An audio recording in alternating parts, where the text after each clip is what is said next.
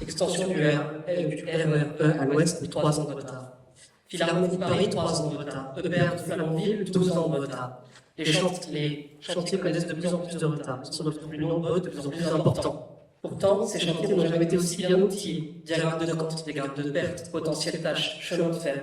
Tous ces outils relèvent de la même conception du temps, le temps comme ressource. Les chantiers sont de plus en plus en retard, ce qui est contradictoire avec l'idée d'un temps comme ressource, pourtant ils sont quand même livrés et organisés dans le temps. La question est donc, que font les individus sur les chantiers pour faire avec le temps? Pour y répondre, il faut définir ce qu'est un retard. Un retard, c'est le temps qui agit, c'est le temps qui refuse sa bonne gestion. Pour étayer cette intuition, j'ai tracé des maçonneries, passé des coups de balai, coulé du béton en tant que conducteur de travaux dans un chantier. De tout ceci, je retire une idée. La maîtrise du temps est une illusion.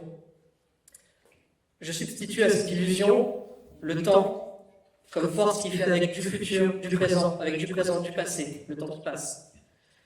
Ensuite, les temporalités, qui sont des constructions humaines qui permettent d'habiter le temps. Et enfin, la temporalisation, qui est le processus par lequel la temporalité est construite et permet d'adapter le temps.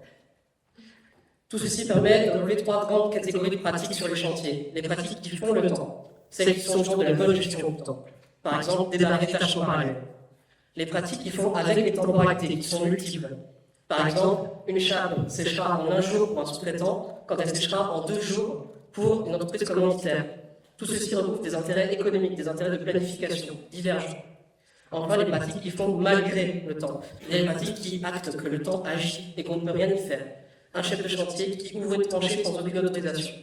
Ou encore un pilote qui décide de ne plus planifier le chantier, parce que ça ne sert à rien finalement.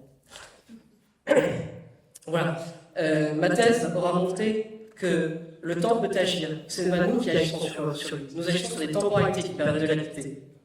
Enfin, elle m'a aussi permis de faire la critique de la gestion de projet et surtout la critique des définitions du temps qu'elle véhicule.